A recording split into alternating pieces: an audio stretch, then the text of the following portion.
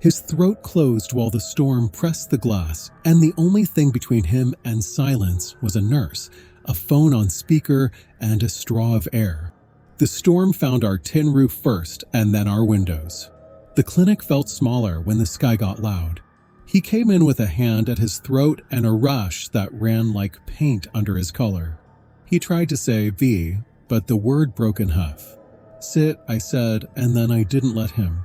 I eased him flat, tipped his chin, and the room learned the sound of air trying to get around a door that wouldn't open. I smacked the wall phone with my palm. 911 took my voice and made it official. I hit the other button and the regional ED became a square speaker on the counter. Epinephrine's going in, I said into the room, into the phone, into myself. Oxygen on. Fluids hanging. The number on the pulse ox lifted a little, as if reminded of its job, then stalled and began its slow, treacherous slide. He looked at me the way people look when their body is the room and the room is shrinking. The hives marched up his neck in neat little armies. His lips swelled until consonants had to climb.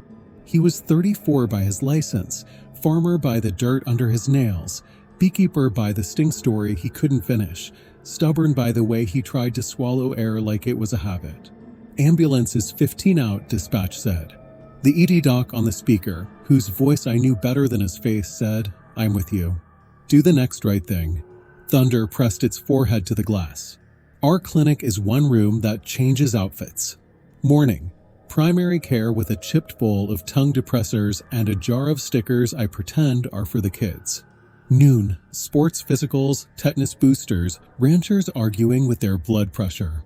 Afternoon. Quiet that sounds like mercy if you don't know storms. The crash cart has a squeaky wheel and the radio holds a charge like a grudge. A binder labeled Emergencies lives on the shelf above the printer. I dust it weekly with the kind of respect people reserve for good luck charms. The surgical airway kit, the formal one with the neat tray and the packaged comm, was backordered in a way supply chain emails make sound apologetic and insane at the same time. The rep who said 2 weeks has been saying it for 3 months. The ambulance base is a town and a half away on a 2-lane road that gets nervous in weather. On a good day, 25 minutes. On a day with the sky like tin, longer. I am great in routine. I can stitch a scalp while cracking a joke and fill out 3 forms without losing a vein. Chaos is where my voice shakes. Last year, a wheezing child swallowed his own breath, and I shook so badly I spilled a vial before I found it again. He lived. The tremor took longer to leave. Say what you're doing, my mentor taught me, then do it. It sounds like nothing. It saves everything. He was still clutching his throat like he could keep it open with fingers. I pried his hand away, not unkind. We're going to help you breathe, I said, because words can be ladders. I drew up the shot, stared down the needle long enough to hate it, then didn't think anymore. The injection in, oxygen kissing his face with the hiss we call comfort. I reached for the plastic connector for the second line and fumbled it. It hit the floor with the sound of a coin deciding your luck. Nope, I said to nobody, to the storm, to my hands. I picked it up, swapped it, cleaned, reconnected, hung the bag. I said it out loud so I wouldn't forget how to be steady. Second line up. Fluids running. The number on the monitor bumped 2 points, 3. His chest rose easier for 5 breaths. His eyes met mine with a question softened by hope. Then the room tilted back. The wheeze turned to a strain, and then to a scuffing noise like a boot across carpet. Hoarseness learned how to be silence. The tongue that had belonged to him all his life swelled until vowels were far away, consonants gone for the weekend. The mask seal I was proud of turned slippery. Air went nowhere. The bag in my hands pushed against a door that would not open. Ambulance now 10 to 15 out, dispatch said, which is how people who love you tell bad news without adjectives. Storms on County D. Keep oxygen flowing, the ED doc said. Repeat your first med fluids up. You're buying time. I pressed the syringe plunger with a steadier thumb, changed bags, tightened straps, checked the pulse ox like checking it would make it behave. The number decided gravity was a friend. Okay, I said, to him, to the doc, to my chest. Okay, are you allergic to anything else? I asked him, knowing the irony. He tried, and the sound refracted into pieces.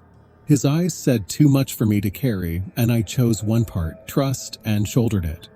The suction machine growled from a corner like an old dog you've woken. I pulled it. The tubing was stiff and short, like it had opinions about who ran this room. It gurgled in a way that did not inspire confidence.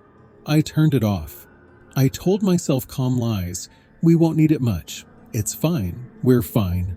The binder on the shelf became a horizon. I pulled it down, and the dust admitted we were having a day.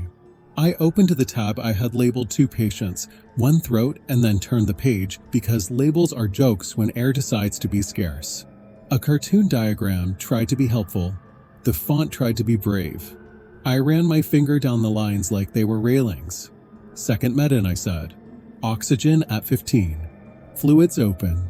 He closed his eyes as if to keep air in.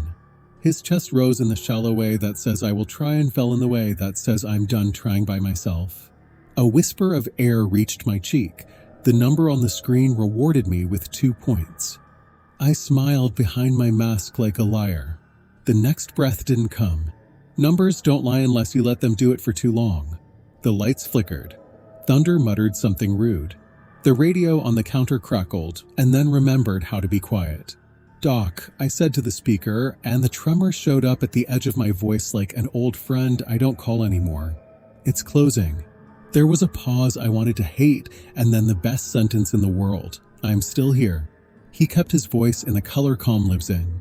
"You have done everything right. Keep oxygen moving. Prepare your last-ditch laying." You know what I mean. I did. I wanted not to. The binder page was suddenly heavier. It showed a door where no door had been. "This is anaphylaxis," I said into the room, into the charting screen that would become a story later, into his ear. "Your body is overreacting. Vessels leak. Throat swells. Pressure drops. We're going to keep your brain fed. We're going to make a new path for air if we need it." His eyes answered, "What you need to do, do." "Ambulance 8 out," dispatch said. I could hear rain in the voice, 1,000 small drums on a windshield. "Say what you're doing," I told myself. "Then do it." I cleared the small field under his jaw of what didn't belong. I pulled a drape from the cart, a clean square that would make an island. My colleague, one receptionist with a good heart and a towel over her shoulder, counted meds under her breath like rosary beads and tightened a cuff until the pressure number gave us a bone to chew. She didn't ask me what I was going to do. She handed me tape like a vote. "Doc," I said. "Scope of practice. I need you on the record. You're acting to prevent a certain death," he said. "No drama, no heroics. Under my direction. Consent in extremis applies. If he can hear you, ask him. If he can't, I am your consent." He could hear. I bent, put my mouth by his ear, and let him breathe my words. "We're going to make a small new doorway for air. It will be ugly. It will not be the final fix. It will give you to the road. Nod if you understand." He nodded like a man learning a new language and being polite to the teacher. Relief hurt. The power stuttered and then stayed. The suction machine thought about helping and then changed its mind. The pulse ox number was a tantrum. The storm pushed its face to the glass and watched to see if we would embarrass it. "Connector," I said, picking up the same piece I had tried to throw away earlier. It wanted to betray me out of habit. I reconnected it with the calm of someone who had already forgiven herself for the first fumble. "Secure," I said. "Not today." "Ambulance 6 out," dispatch said. High water on the bend. I rubbed the bridge of my nose with the back of my wrist in a motion that looked like prayer. "Have what you need?" The doc asked, which is doctor, for I know you don't have what you want. "I have enough," I said, because saying no would not improve anything. I can make a cleanish field. I have a way to bring oxygen to a new place. I have hands. I have you. "I'm with you," he said again. "You will narrate. I will listen. We will keep the chart legal and your heart steady." I angled the lamp and the bulb hummed a promise that felt like failure until it didn't. I slipped new gloves on my old hands and looked at his chest that moved less than hope and at the rash that was tired of being dramatic. I put my fingers where landmarks live and let my brain hum through the anatomy like an old song I hadn't had to sing out loud. Pressure sagging, my colleague said, and I, who hate the word stat, told her to run the fluid faster without saying it. The cuff number climbed like a reluctant climber. The oxygen tank hissed, and I wished it were soundproofed so I could hear the almost breaths. I had the feeling that the room wanted to take my hands and guide them, and that the only thing in the way was the part of me that wanted permission. I had it. I needed to believe I had it. I'm making the field, I said. Tape. Gauze. Light. I said it all out loud, the way you talk to a toddler about shoes and stairs, so both of you remember how to do it. The suction woke up long enough to complain. Water gurgled through the tube, a reminder that it would never be ideal. I set it aside and made a note to bicker with purchasing later in a tone that gets things bought. Ambulance 4 out, dispatch said, which sounded like a lie told with love. He made a sound that wasn't a sound, and his chest forgot for a heartbeat to try. The number on the monitor dipped low enough to change its alarm tone into the one that says stop thinking about dignity. I put my palm flat on his sternum as if pressure could borrow luck. The speakerphone hissed like the air in his throat had crawled into the line. Proceed, the doc said, and the word carried all the signatures I needed. Documenting, my colleague said, pen chewing the chart so no one would call us brave when what we were was necessary. I breathed out until my breath was gone, and then let my body do the thing we had agreed to do if this day ever came. I did not narrate what my hands were doing next. There is a difference between a story and an instruction, and I wasn't going to teach the internet how to make a door. I will tell you what the room did. It went small. The storm receded as if we had closed a window.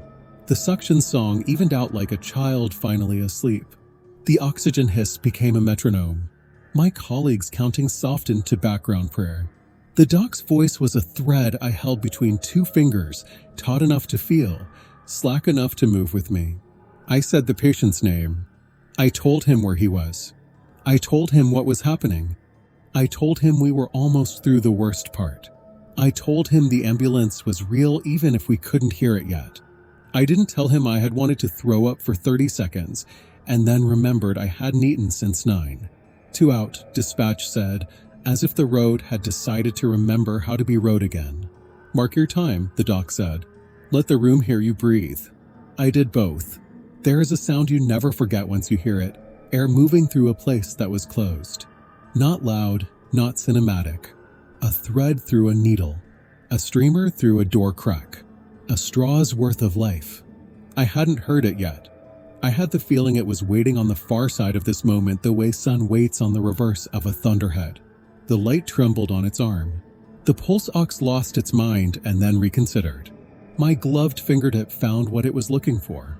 The room held its breath with me the way rooms do when they've chosen sides. Ambulance in the lot, dispatch said, voice suddenly close enough to touch. Proceed, the doc said again, softer now, like we were in a chapel and the sermon had already been preached. I aimed the oxygen where it would matter if it mattered at all and pressed my palm to the tape that promised not to let go. The storm blinked and remembered how to be weather instead of a jury. My colleague opened the clinic door and the wind carried the siren down our hall like a ribbon.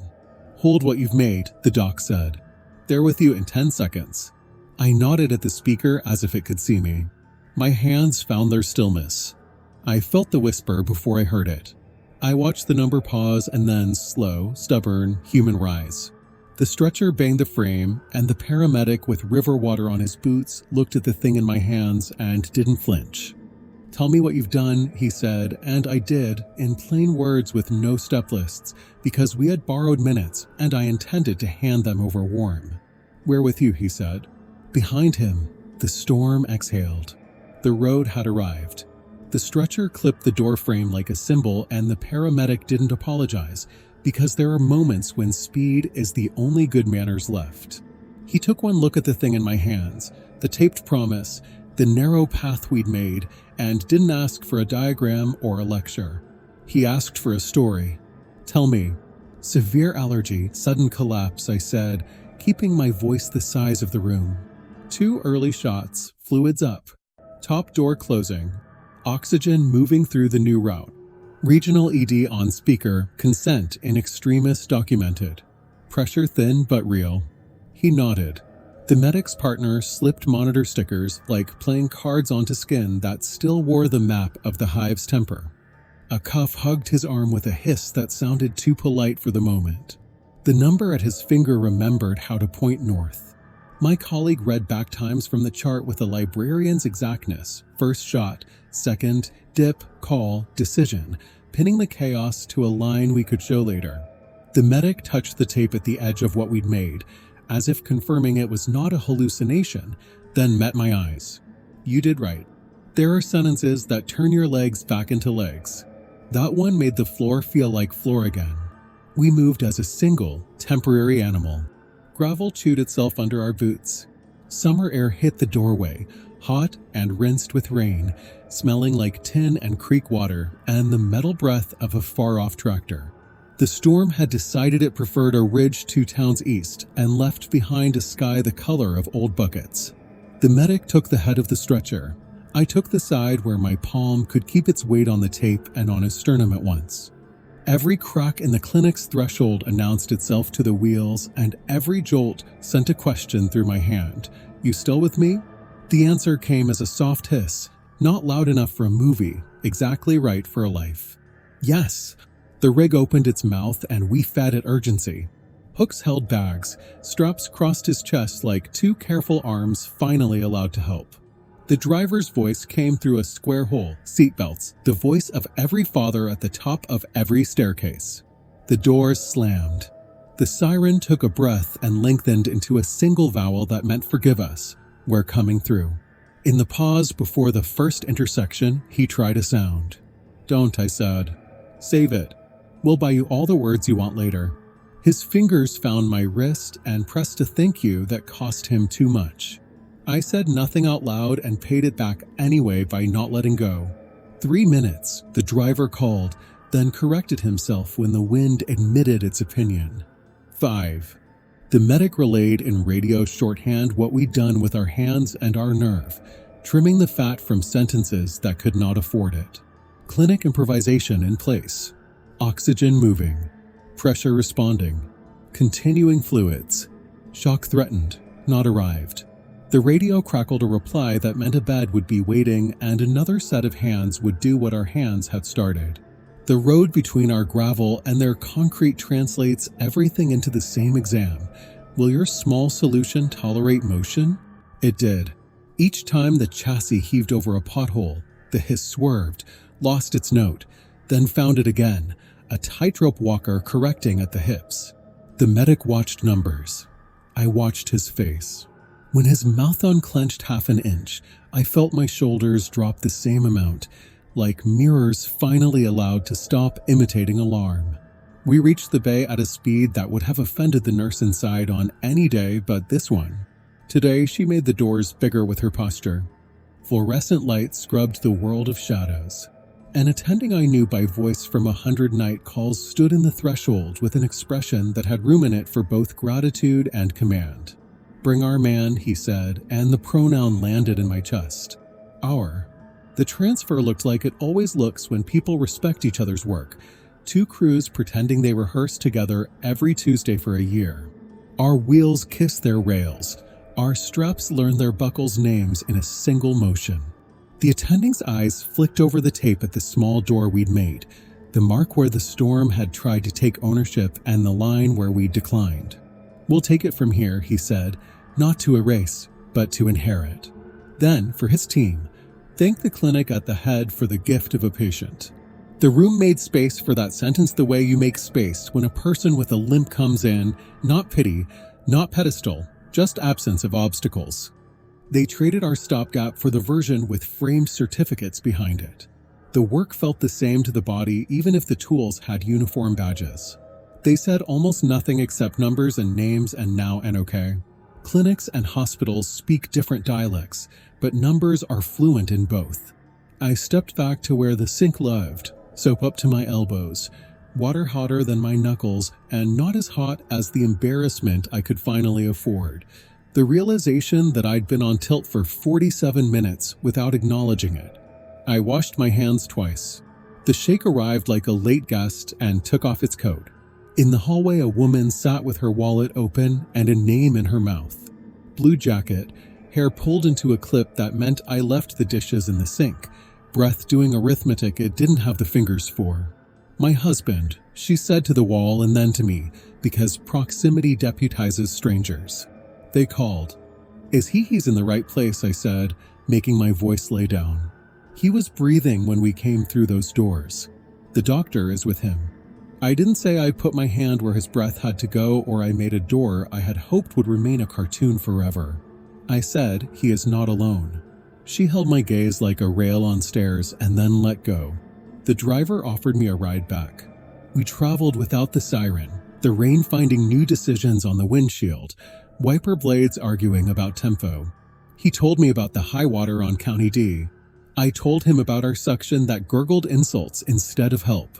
He promised to drop off better tubing from their cache, a promise he kept before supper, tucking a coil into my arm like smuggled rope. Back in the clinic, the exam table still held the soft memory of a body that had argued with weather and been convinced. The binder lay open to the page that had stopped being a threat and started being a mirror. My colleague had wiped the counter in straight, 2 careful lines that told me she'd taken a minute alone after we'd left to convince the world it still obeyed cloth.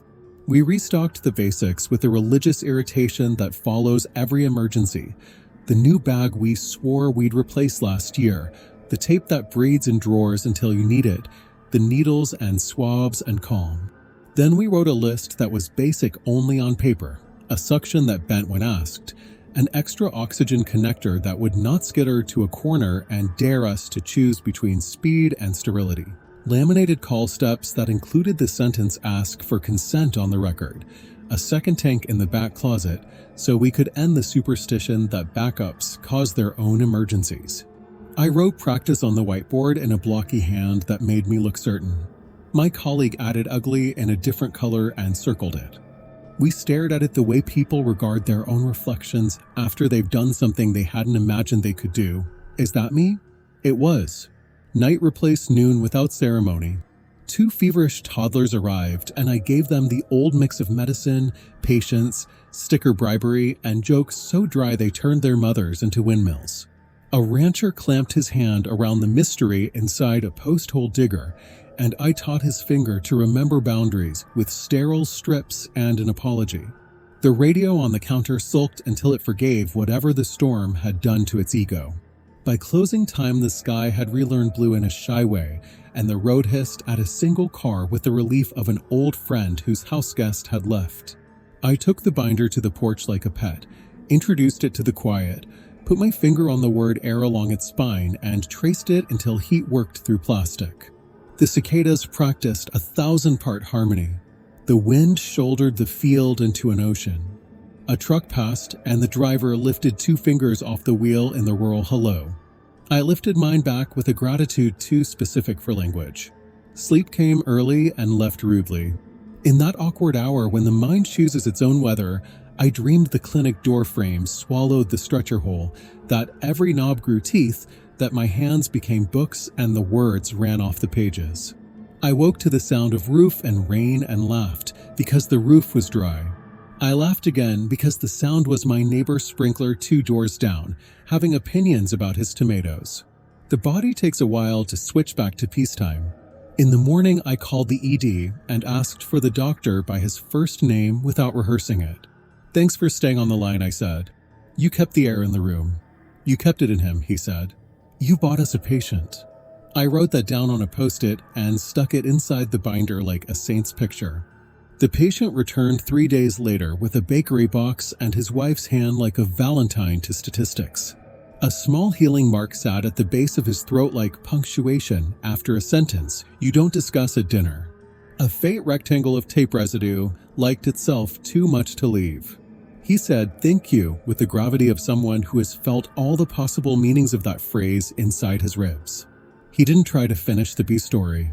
Bees didn't interest him for the moment. We walked him backward through the trail he'd slipped on. "Your body overreacted to a sting," I said. "Vessels leaked. Your throat swelled. Blood pressure flirted with the floor. We gave you medicine that told the overreaction to stand down. When the old path closed, We made a new one for a while. The hospital did the version with the official name. Now we make a plan to keep you as far from us as possible. His wife produced a twin pack of injectors from her purse with the reverence of a reliquary. He pulled another from his pocket like a magician. One in the truck, he said. One by the front door. One in the glove box. One in her bag. She added, one in the tractor, and we all agreed that a person can never be too redundant around weather or allergies. We added him to a list that lives on paper and in the clerk's memory, people who need to be reminded to swap their devices for fresh ones before they decide to turn into pumpkins. We set an alarm on his phone for 6 months and another that would go off a week before. We wrote a work note about avoiding the hives for a spell. We wrote a life note about wearing a bracelet.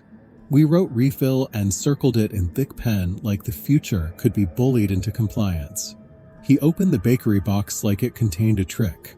Honey buns, glossy as confession, sticky enough to glue grief to joy. We weren't sure, his wife said. Everyone gives donuts. These seemed on theme. We ate them on the porch because sugar is a sacrament and the porch is our church. For a while the morning turned into a kindness that could not be argued with. The new suction arrived in the afternoon mail, the cardboard still soft from damp hands. The tubing bent exactly where I wanted it to bend. The motor sang a note that didn't wobble. The backordered formal kit, the box with the stamped parts and the tidy labels, arrived the next week with a shipping date that made me laugh out loud and then sort our gratitude into smaller pieces so it fit into the universe. We slid it into the crash cart with more ceremony than it probably deserved. Under it, in black marker across a strip of tape, I wrote, "Open only if you mean it."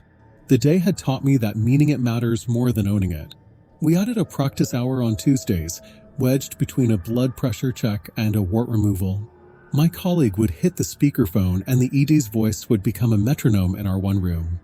We would say what we were doing and then do it, on dry air with dry hands, because muscles learn by rehearsal what nerves forget under thunder. Sometimes we practice the thing we hoped never to do again.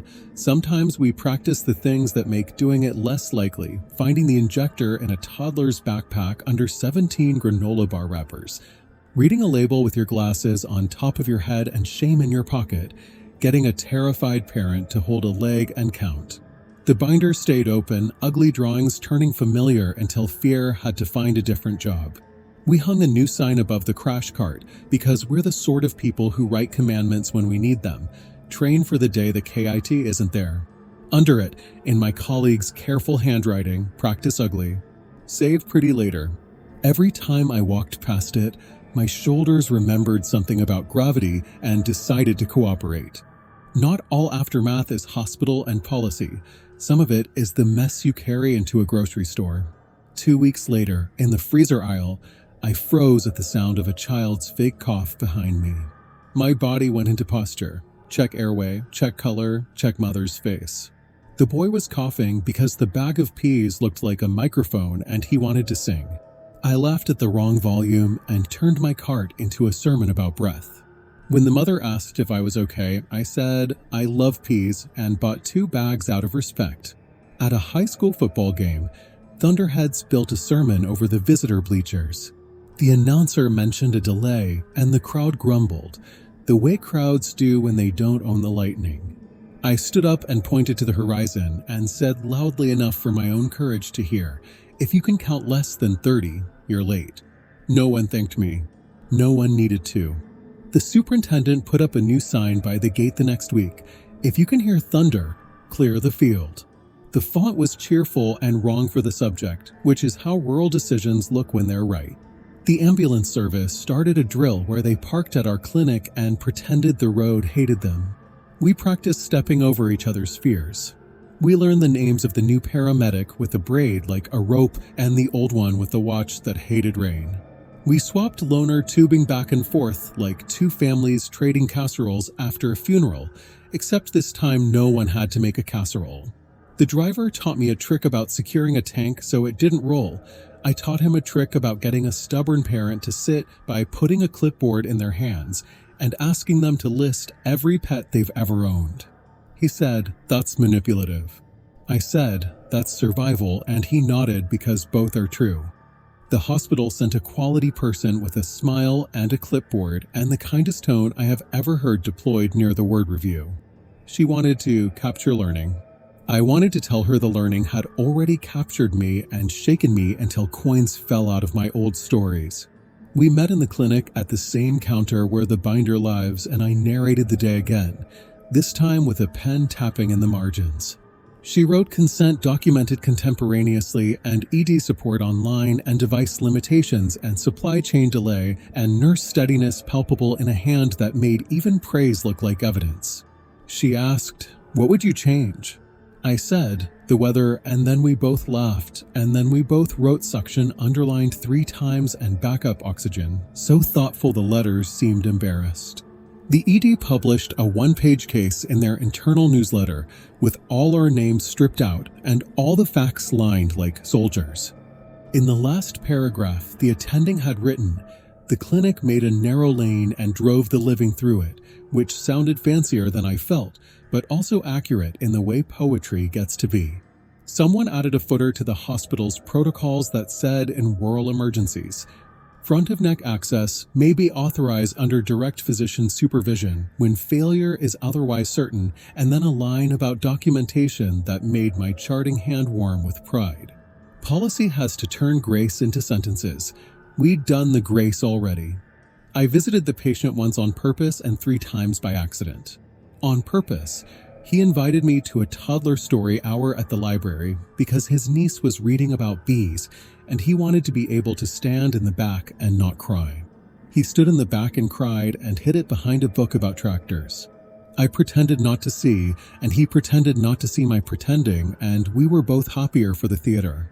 By accident, I saw him at the feed store, the injector in a pocket he patted when someone made a joke about dinner, at the gas station, where his wife made him practice saying EpiPen out loud without laughing at the name, at the hardware store, where he bought a bright yellow case for the one that would live in his tractor cab, as if visibility could scare allergy out of the cab. He showed up unannounced one Wednesday with a jar of amber the color of tea at dusk, a label in his wife's tidy print, "For loud days." I put it on the shelf by the sugar packets and wrote on a post-it, "Open only when the roof decides to be a drum." Sometimes I look at it and think about the bees and their business-like mercy, how they do their work in weather and we do ours, and neither of us writes much poetry unless we're not busy.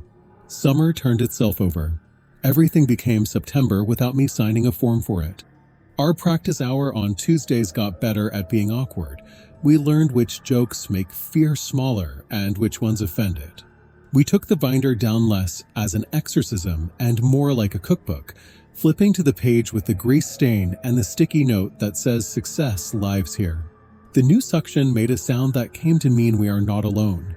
The formal kit lived in the cart like a symbol you don't kiss in public, but do touch when no one's looking. One afternoon the school called about a teacher who'd stepped on a wasp, and we arrived with such calm that the principal would later accuse us of practicing in the mirror. The teacher was fine, only a welt, no swelling in the wrong places, and I thought about how readiness feels like luck to people who didn't sit on a porch tracing letters on a binder. Our clinic got a new rug, and I tripped on it 3 times because I am a person who resents change until it saves me from cold tiles in January. We got a new patient scale that doesn't add a phantom 10 pounds when the moon is wrong. We got a new coffee machine that calls itself smart and makes the same coffee as the old one. It just sings while it thinks. We kept the old chipped bowl of tongue depressors because you don't fix everything at once. If you do, you confuse the ghosts. On a plain Thursday, the beekeeper poked his head in with a hat in his hands and said to the waiting room, "I'm here for show and tell," and half the children clapped. He held up 2 injectors like pistols and then, sobering, like proof. "I carry these," he said. "It's not macho, it's math." The parents laughed, short and sharp, and then one of them asked where to get a spare, and we made a plan to call their doctor. The beekeeper's wife waited until the room was busy again and slipped me a note that said he sleeps as if she were reporting a miracle. She was. I still have dreams where my hands are books and the words run off the page. But most nights now I dream ordinary things. Inventory lists, a dog that won't learn stay, my mentor tapping a clamp and saying, in the tone she used the day she saved me from a different mistake, fast is fine. Accurate is final. I wake with my palms open instead of clenched. A month after our storm, I drove past the field where the road had failed us and had the petty thought that roads should be required to apologize. Instead, I apologized to the road out loud in the car for asking it to be more than pavement. You were late, I said, and we made a lane without you. No one heard. The road didn't mind. At twilight that day, the clinic porch held 3 old men arguing cheerfully about fences and a young mother rocking a baby with the posture of someone who has survived every hour since dawn. I sat on the step with the binder and the jar of honey and the sign over the crash cart visible through the open door. Train for the day the kid isn't there. I traced air on the binder's spine again, because repetition makes truth obedient. My colleague came out and set 2 mugs on the rail, tea with honey, loud day or not. We should schedule another drill, she said. Put it between Mrs. Parker's INR and the school flu shots, I said. She smiled. Between normal and normal. That's where it goes. A pickup rolled by and the driver lifted 2 fingers. I lifted mine back. Fireflies started their impossible arithmetic over the ditch, small green proofs of something I don't have a name for. The radio on the counter glowed full bars, for once unbothered by clouds.